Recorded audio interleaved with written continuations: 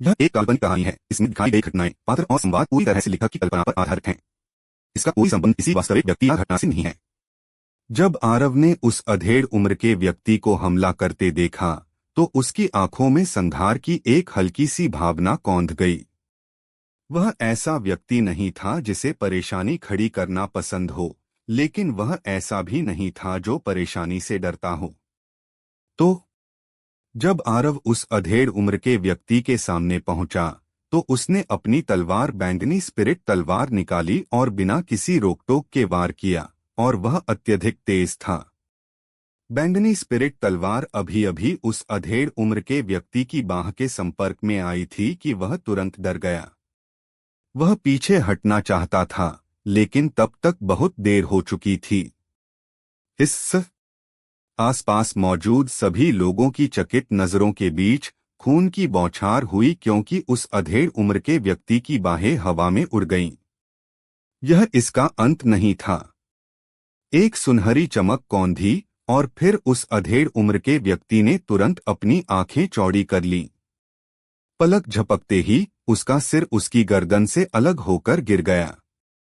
इस दृश्य को देखकर दर्शक तुरंत दंग रह गए। एक राजा स्तर का विशेषज्ञ एक पहले दिव्य स्तर के गूढ़ साधक द्वारा बस यूं ही तुरंत नष्ट कर दिया गया। दूसरी ओर वज्रांश मानो अपनी जगह पर जम गया था।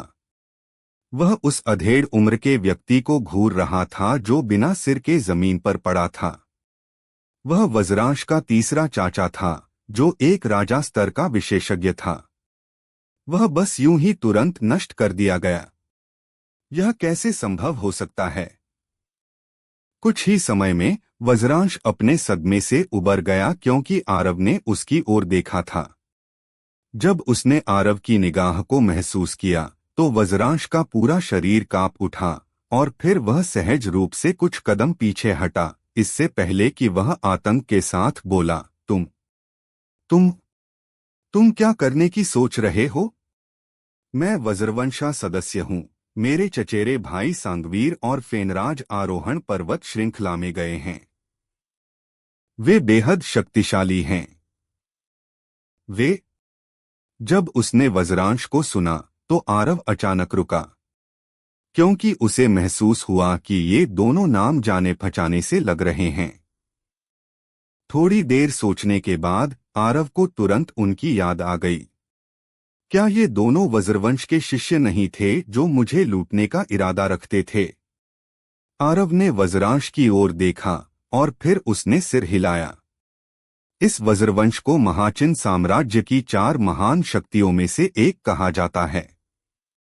लेकिन इसके सभी शिष्य ऐसे क्यों हैं? वज्रांश अपने दिल में खुश हो गया जब उसने आरव को रुकते हुए देखा, और उसने सोचा कि आरव उसके द्वारा बताए गए चचेरे भाइयों से डर गया है। उसे तुरंत आत्मविश्वास महसूस हुआ, और उसकी रीढ़ की हड्डी भी सीधी हो गई जब उसने आत्मविश्वास से कहा, बच्चे, अगर तुम अभी घुटने टेक कर मुझसे भीख मांगते हो तो मैं तुम्हारी जान बख्श सकता हूँ। अन्यथा, भले ही तुम तलवार संप्रदाय के शिष्य हो, मेरा वज्रवंश निश्चित रूप से तुम्हारे पूरे परिवार को नष्ट कर देगा। आरव की आंखें थोड़ी संकरी हो गईं जब उसने वज्रांश को सुना। ठीक जब वह हमला करने वाला था, तो अन्वी अचानक वज्रांश के सामने प्रकट हुई, और फिर उसने वज्रांश को थप्पड़ मारा, इससे पहले कि वह गुस्से में चिल्ला उठी, तुम मूर्ख! जल्दी से आरव भाई से माफी मांगो। क्या तुम मरना चाहते हो? वह वास्तव में इस मूर्ख पतित शिष्य को मरते हुए देखने के लिए बहुत उत्सुक थी। हालांकि उसके पास कोई विकल्प नहीं था। वह उसे मरने नहीं दे सकती थी, क्योंकि अगर वह मरा तो वज्रवंश निश्चित रूप से अपना गुस्सा शौरन वंश पर निकालेगा। उस समय शौरन वंश वास्तव में विनाश के कगार पर होगा। आसपास के दर्शक वज्रांश को देखकर सिर हिला रहे थे। यह वज्रांश वास्तव में चरम सीमा तक मूर्ख है। क्या तलवार संप्रदाय तुम्हारे वज्रवंश को एक पहले दिव्य स्तर के विशेषज्ञ को मारने की अनुमति देगा जो एक राजा स्तर के विशेषज्ञ को मारने में सक्षम है? इसके अलावा, क्या तुम्हारा जीवन अभी उसके हाथों में नहीं है? फिर भी तुम उसे धमकी दे रहे हो। इतना मूर्ख होने के लिए तुम्हें कितना मूर्ख होना पड़ेगा कि तुम ऐसी मूर्खतापूर्ण हरकत करो। वज्रांश अन्वी द्वारा मारे जाने से चकित रह गया और फिर वह तुरंत उन्माद में आ गया। उसने अन्वी की ओर इशारा किया और उन्मत्त होकर दहाड़ा, तुमने वास्तव में उसके लिए मुझे मारा। तुम चुड़ैल, तुम दोनों मरने वाले हो। तुम्हारा शौरन वंश भी नष्ट हो जाएगा, तुम्हारे दोनों परिवार नष्ट हो जाएंगे। अन्वी ने वज्रांश की ओर देखा, सिर हिलाया और फिर आरव की ओर मुड़ी, इससे पहले कि उसने विनती की, आरव भाई। आरव ने उसे एक बार फिर बीच में टोका और कहा, अन्वी, मैं समझता हूं कि तुम्हारा क्या मतलब है और मैं तुम्हारी चिंताओं को समझता हूं, लेकिन तुम शुरू से ही कुछ भूल गई हो। यह मैं आरव नहीं था जो उससे परेशानी मोल लेना चाहता था, और यह वह है जो मुझसे परेशानी मोल लेने पर जोर दे रहा है। फिर भी तुम लगातार और बार बार मुझसे दया दिखाने के लिए कह रही हो। यह बहुत उचित नहीं है ना? आरव वास्तव में अपने हर रिश्ते और दोस्ती को संजोता था, इसलिए उसने पहली बार दया दिखाई थी जब अन्वी ने उससे दया दिखाने के लिए कहा था। हालांकि इस बार वह निश्चित रूप से इस कचरे के टुकड़े को मार डालेगा, भले ही यह कचरे का टुकड़ा आदित्य विद्यालय के बुजुर्ग का बेटा हो। अपने पूरे जीवन में उसे अपने परिवार को धमकी देने वाले लोगों से सबसे ज्यादा नफरत थी। अन्वी कड़वाहट से हंसी और कहा, मुझे माफ करना आरव भाई। अन्वी इस बार वास्तव में स्वार्थी हो रही थी। हालांकि मैं अभी भी तुम्हें उसे मेरे सामने मारने नहीं दे सकती। जब वह यहाँ तक बोली तो उसने अपनी कलाई पलटी और एक मध्यस्तर का तकनीक तंत्र उसके हाथ में प्रकट हुआ। इससे पहले कि उसने कहा, आरव भाई, मेरा वास्तव में तुमसे दुश्मनी मोल लेने का कोई इरादा नहीं है। कृपया अतीत में हमारे बीच रहे रिश्ते के लिए चले जाओ, ठीक है? हर रात की कहानी, हर दिन का धमाका, सिर्फ स्टोरी हंगामा पर।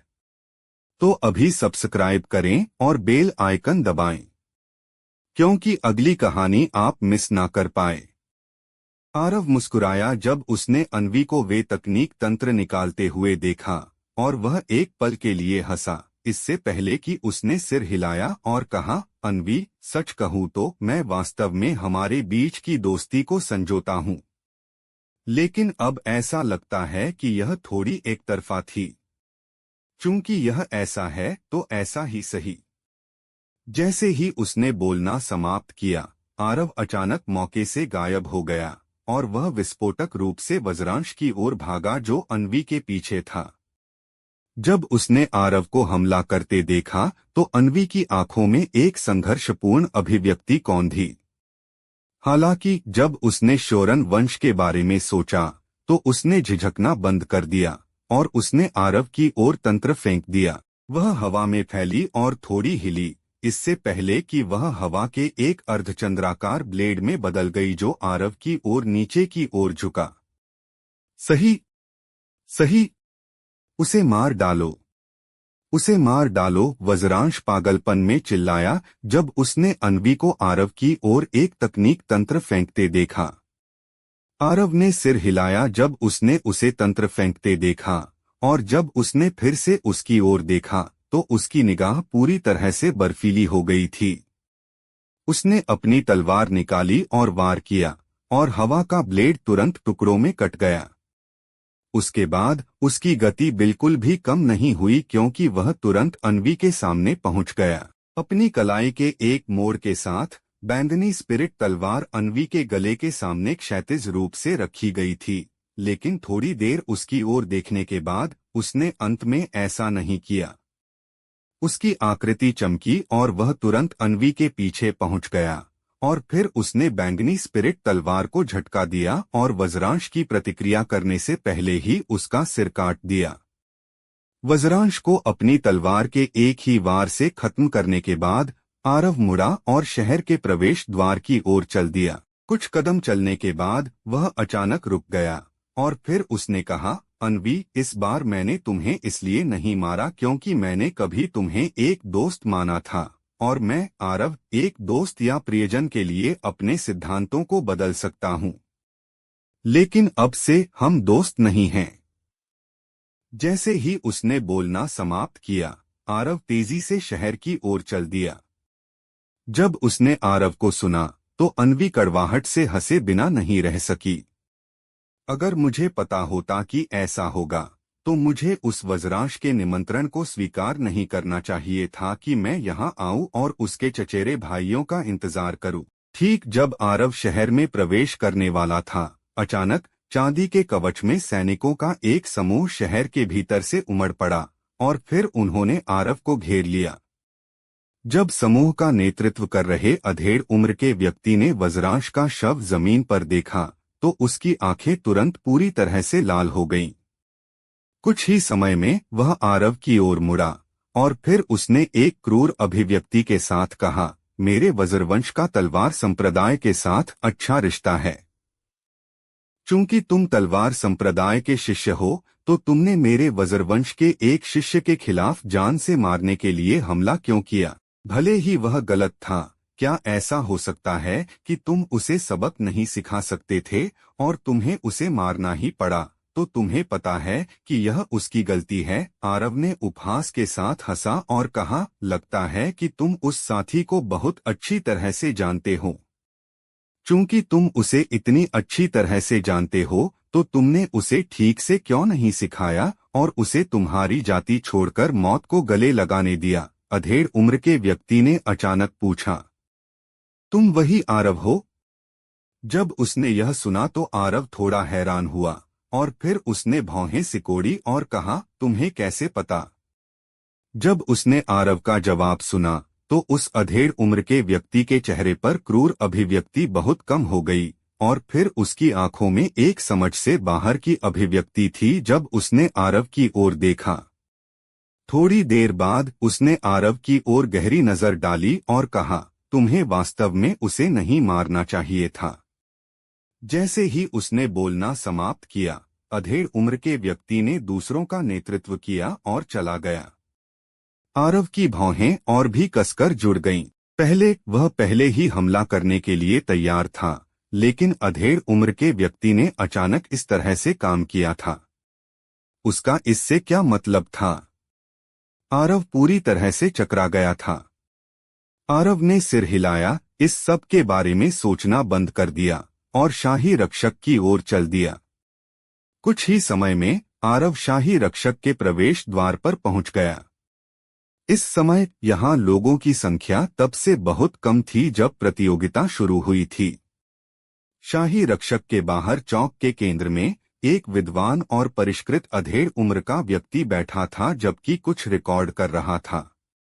आरव इस अधेड़ उम्र के व्यक्ति को देखकर दंग रह गया और उसकी आंखें आश्चर्य से भर गईं, क्योंकि वह विद्वान और परिष्कृत अधेड़ उम्र का व्यक्ति वास्तव में महाचिन साम्राज्य का प्रधानमंत्री ललित सिंह था। आरव चलकर गया, ललित सिंह को थोड़ा झुका और फिर उसने अपनी हथेली पलटी। राजास्तर के आंतरिक कोर के 30 कोर ललित सिंह के सामने मेज पर दिखाई दिए। दोस्तों, स्टोरी को लाइक, शेयर व सब्सक्राइब कर दिया करो जिससे मुझे मोटिवेशन मिलता है। ललित सिंह ने सिर उठाकर आरव की ओर देखा और कहा, छोटे भाई, तुम्हें यह समझना होगा कि तुम जितने अधिक राजास्तर के आंतरिक कोर लाओगे, प्रतियोगिता के दूसरे दौर में लौट डालते समय उन अत्यधिक दुर्जेय दानवी प्रतिभाओं का सामना करने की तुम्हारी संभावना उतनी ही कम होगी। इसके विपरीत तुम जितने कम राजास्तर के आंतरिक कोर लाओगे, तुम्हारे लिए उन प्रतिभाशाली शिष्यों से मिलना उतना ही आसान होगा। यह सुनकर आरव ने त्योरी चढ़ाई और फिर उसने कहा, सीनियर, अगर ऐसा है तो यह उन स्वतंत्र साधना करने वालों और तुलनात्मक रूप से कम साधना वाले गूढ़ साधकों के लिए बहुत अन्यायपूर्ण नहीं होगा। न्याय? ललित सिंह मुस्कुराए और कहा, छोटे भाई, इस दुनिया में निरपेक्ष न्याय जैसी कोई चीज नहीं है। सही कहा, आरव मुस्कुराया और कहा, कई अवसरों पर दुनिया में कोई न्याय नहीं होता। आरोहण रैंकिंग्स विशेषज्ञों का मंच है और किसी ऐसे व्यक्ति के लिए जो पर्याप्त ताकत नहीं रखता है, इस पर भाग लेने और प्रसिद्धि के शिखर पर पहुंचने का इरादा रखना यथार्थवादी नहीं है। लेकिन पहली आरोहण रैंकिंग्स से लेकर अब तक अभी भी अनगिनत लोग ऐसे हैं जिनके पास पर्याप्त शक्ति नहीं है, लेकिन वे इस मंच पर प्रसिद्धि हासिल करने की उम्मीद में आए हैं। हालांकि परिणाम यह होता है कि आशाजनक भविष्य वाले अनगिनत युवा इस मंच पर नष्ट हो जाते हैं। लोग अपनी शक्तियों की सीमाओं को क्यों नहीं पहचान पाते और ऐसी चीजें करने पर जोर देते हैं जो उनकी पहुंच से बाहर हैं, ललित सिंह ने कहा। आरव ने कहा, सीनियर ने जो कहा वह निश्चित रूप से मायने रखता है, लेकिन मुझे लगता है कि इस दुनिया में बहुत सी चीजें हैं जो हमें करनी हैं, भले ही हम स्पष्ट रूप से जानते हों कि इससे हमारी मृत्यु हो सकती है। क्योंकि इस दुनिया में बहुत सी चीजें हैं जिनकी रक्षा और जिनके लिए लड़ना हमारे जीवन का उपयोग करके लायक है ना? ललित सिंह ने आरव की ओर देखा और फिर सिर हिलाया और कहा, छोटे भाई के शब्द उचित हैं। वास्तव में इस दुनिया में बहुत सी चीजें हैं जिनके लिए हम अपने जीवन का बलिदान कर सकते हैं। जब वह यहां तक बोला तो ललित सिंह ने अपना दाहिना हाथ हिलाया और एक लोहे की पट्टिका आरव की ओर उड़ी, इससे पहले कि उसने कहा, यह दूसरे दौर में भाग लेने के लिए तुम्हारी पहचान का सबूत है। इसे गलत जगह न रखें। मुझे उम्मीद है कि छोटे भाई अब से 3 दिन बाद आरोहण रैंकिंग्स पर एक अच्छी स्थिति प्राप्त कर पाएंगे। आरव ने लोहे की पट्टिका प्राप्त की और फिर वह ललित सिंह को थोड़ा झुका और मुड़कर चला गया। ठीक उसी क्षण जब आरव जा चुका था, सोने का कवच पहने हुए एक मध्यम आयु वर्ग का व्यक्ति ललित सिंह के बगल में दिखाई दिया। तुम्हारा क्या विचार है? सोने का कवच पहने मध्यम आयु वर्ग के व्यक्ति ने ललित सिंह को देखते हुए यह प्रश्न पूछा। ललित सिंह ने कहा, उसका स्वभाव और ताकत दोनों ही बुरे नहीं हैं। हालांकि उसके लिए पुष्प महल को नाराज करना थोड़ा अयोग्य है। भले ही मेरा महाचिन साम्राज्य एक दिन इन संप्रदायों और कुलों के खिलाफ कदम उठाएगा, लेकिन अभी समय नहीं है। इसलिए मैं सुझाव देता हूं कि उसे छोड़ दिया जाए। मध्यम आयु वर्ग के व्यक्ति ने सिर हिलाया और कहा, सबसे अच्छा है कि तुम पुनर्विचार करो। ललित सिंह की आंखों में आश्चर्य की एक झलक दिखाई दी और फिर वह मध्यम आयु वर्ग के व्यक्ति की ओर मुड़े, इससे पहले कि उसने कहा, क्यों? मध्यम आयु वर्ग के व्यक्ति ने एक संक्षिप्त क्षण के लिए गहरी सोच में पड़ गया, इससे पहले कि उसने कहा, मैं इस पर अपनी उंगली नहीं रख पा रहा हूं और मुझे बस यह महसूस होता है कि वह सरल नहीं है। इसके अलावा आरोहण पर्वत श्रृंखला पर जासूसों की रिपोर्ट के अनुसार उसने अमरेश से लड़ाई की और न केवल वह अजय रहा बल्कि वह अक्षत भी पीछे हट गया। अमरेश के अलावा उसने अद्वय से भी लड़ाई की। भले ही वह एक विपरीत स्थिति में गिर गया, फिर भी वह अक्षत पीछे हटने में सक्षम था। इसके अलावा वह मानव गूढ़ साधकों और डार्कबिस्ट साम्राज्य के डार्कबिस्ट दोनों की संयुक्त खोज से बचने में सक्षम था। क्या तुम्हें लगता है कि यह केवल उस रहस्यमय डार्कबिस्ट की वजह से है? ललित सिंह चुप हो गए। वे स्वाभाविक रूप से आरोहण पर्वत श्रृंखला में हुई हर चीज से स्पष्ट रूप से अवगत थे। जब उन्हें आरव के कर्मों के बारे में पता चला तो उन्होंने आरव की जांच शुरू कर दी थी। जब उनके खिलाफ महाचिन साम्राज्य जैसे दिग्गज का इस्तेमाल किया गया तो आरव की पहचान और उसके और पुष्प महल के बीच की दुश्मनी उनके सामने उजागर हो गई। वह आरव से भी संतुष्ट थे। आरव ने इतनी कम उम्र में तलवार इंटेंट को समझा था, इसलिए भविष्य में उसकी उपलब्धियां असाधारण होने वाली थीं। अगर आरव महाचिन साम्राज्य में शामिल हो जाता तो महाचिन साम्राज्य के पास भविष्य में एक और विशेषज्ञ होता। लेकिन दुर्भाग्य से आरव का दुश्मन पुष्प महल था। आरव के चरित्र के साथ आरव को साम्राज्य में शामिल करने और स्वेच्छा से उसके लिए मरने तक काम करने का एकमात्र तरीका आरव की मां को बचाना होगा। हालांकि आरव के लिए पुष्प महल के साथ दुश्मन बनना महाचिन साम्राज्य के लिए एक ऐसा विनिमय था जो बिल्कुल भी योग्य नहीं था। संक्षेप में, आरव का मूल्य अभी भी अपर्याप्त था और यह महाचिन साम्राज्य को उसके लिए पुष्प महल को नाराज करने के लिए पर्याप्त नहीं था। ललित सिंह ने अभी भी सिर हिलाया और कहा, तुम्हें मेरे महाचिन साम्राज्य और अन्य संप्रदायों के बीच के रिश्ते के बारे में स्पष्ट रूप से पता होना चाहिए। यदि मेरा महाचिन साम्राज्य किसी उपयुक्त कारण के बिना 6 महान शक्तियों में से किसी के खिलाफ जल्दबाजी में कदम उठाता है, तो वे निश्चित रूप से सेना में शामिल हो जाएंगे और यह हमारे महाचिन साम्राज्य के लिए एक अमापनीय खतरा होगा। मध्यम आयु वर्ग के व्यक्ति ने एक पल के लिए गहराई से विचार किया, इससे पहले कि उसने कहा, उसके पास एक रहस्यमय डार्क बिस्ट भी है। यह डार्क बिस्ट महामाया पर्वत में डार्क बिस्ट रेस के लिए एक विशाल निवारक है।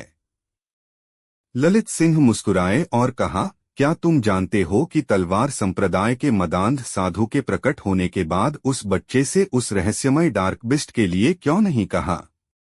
क्यों? ललित सिंह ने जवाब नहीं दिया, लेकिन इसके बजाय एक प्रश्न के साथ उत्तर दिया, क्या तुम्हें लगता है कि डार्क बिस्ट साम्राज्य से वह अस्तित्व इसे डार्क बिस्ट साम्राज्य को धमकी देने की अनुमति देगा? मध्यम आयु वर्ग के व्यक्ति ने सिर हिलाया। तो वह रहस्यमय डार्क बिस्ट एक आपदा है। कोई भी शक्ति जो इसे प्राप्त करती है, उसे डार्क बिस्ट साम्राज्य के उन्मादी हमलों का सामना करना पड़ेगा। यही कारण है कि तलवार संप्रदाय के मदांध साधु ने उस रहस्यमय डार्क बिस्ट को प्राप्त करने की कोशिश नहीं की। ललित सिंह ने कहा, विशेष रूप से हमारा महाचिन साम्राज्य। यदि हमारा महाचिन साम्राज्य इसे प्राप्त करता है, तो मैं गारंटी देता हूं कि डार्क बिस्ट साम्राज्य से वह अस्तित्व तुरंत उनके और हम मनुष्यों के बीच के सभी समझौतों को तोड़ देगा और फिर सभी डार्क बिस्ट महामाया पर्वत छोड़ देंगे। तुम्हारा मतलब है कि डार्क बिस्ट साम्राज्य से उस अस्तित्व ने पहले ही आरव पर अपनी निगाहें जमा दी हैं। मध्यम आयु वर्ग के व्यक्ति ने त्योरी चढ़ाई। ललित सिंह ने सिर हिलाया और कहा, यह असली कारण है कि मैंने उसे छोड़ दिया। उसके पास एक विशेषज्ञ बनने की क्षमता है, लेकिन यह भविष्य की बात है। आखिरकार पुष्प महल अब उसका एकमात्र दुश्मन नहीं है। वहां आदित्य विद्यालय, भूत संप्रदाय और डार्क बिस्ट साम्राज्य भी है। यदि उसके पास असाधारण कर्मफल सौभाग्य नहीं है, तो अकेले तंत्र संघ भी उसकी रक्षा करने में असमर्थ होगा। मध्यम आयु वर्ग के व्यक्ति ने अचानक कहा, अगर वह आरोहण रैंकिंग्स पर पहला स्थान हासिल कर लेता है तो क्या होगा? तब हमारा महाचिन साम्राज्य उसे अपने साथ जोड़ने के लिए कोई कसर नहीं छोड़ेगा। ललित सिंह ने कहा, लेकिन क्या यह संभव भी है? इस साल की आरोहण रैंकिंग्स आदित्य विद्यालय के शिष्यों, मेरे साम्राज्य की सम्राट अकादमी और 2 महलों से संबंधित होने के लिए बाध्य है। मुझे उम्मीद है। मध्यम आयु वर्ग के व्यक्ति ने धीमी आवाज में बात की। तंत्र संघ में वापसी। शाही महल छोड़ने के बाद आरव तंत्र संघ में पहुंचा। वह वहां पहुंचा ही थे कि उसके मास्टर सुधाकर उसे एक हॉल में खींच ले गए। पिछली बार की तरह हॉल में कई बुजुर्ग लोग बैठे थे। बच्चे, क्या तुम्हें पता है कि तुमने इस बार अपने आप को बहुत बड़ी मुसीबत में डाल दिया है? सुधाकर ने आरव की ओर देखते हुए धीमी आवाज में बात की, जिसका भाव स्तब्ध था। मुसीबत? आरव हैरान था और फिर उसने परेशान स्वर में कहा, मास्टर, क्या मुसीबत? क्या तुम्हारे पास एक रहस्यमय डार्क बिस्ट है? सुधाकर ने धीमी आवाज में पूछा। बैंगनी मिंक उजागर हो चुका था, इसलिए आरव ने इसे छिपाया नहीं और तुरंत सिर हिलाया और फिर उसने कहा, क्या यह छोटे साथी से संबंधित है? बेशक यह है। सुधाकर कड़वाहट से हंसे और कहा, बच्चे, यह मत सोचो कि तुम महामाया पर्वत से सुरक्षित लौट आए हो, इसलिए तुम आराम से रह सकते हो। बस एक पल के लिए इसके बारे में सोचो, अगर तुम महामाया पर्वत के बिस्ट सम्राट होते तो क्या तुम एक ऐसे डार्क बिस्ट को अनुमति देते जो डार्क बिस्ट साम्राज्य के लिए एक अत्यधिक खतरा है? एक इंसान के हाथों में पड़ जाए। मैं नहीं करता, आरव ने एक ईमानदार जवाब दिया। चूंकि तुम जानते हो कि वह नहीं करेगा, तो तुम इसे वापस क्यों लाए? सुधाकर थोड़ा परेशान थे और उन्होंने कहा, क्या तुम जानते हो कि बिस्ट सम्राट कितना भयानक है? उसकी ताकत तलवार संप्रदाय के मदांध साधु के बराबर है। मास्टर, क्या मैं अंत में सुरक्षित वापस नहीं आया? आरव कड़वाहट से मुस्कुराया और कहा, इसके अलावा चूंकि वह बिस्ट सम्राट ऐसे स्तर का एक विशेषज्ञ है, तो वह शायद मुझ जैसे एक चींटी के खिलाफ कदम नहीं उठाएगा, है ना? सुधाकर कड़वाहट से हंसे और कहा, बच्चे, क्या तुम जानते हो कि जब मुझे पता चला कि तुम्हारे पास वास्तव में इतना रहस्यमय डार्क बिस्ट है, तो तुम्हारे मास्टर का दिल सदमे से लगभग उनके सीने से बाहर निकल गया था।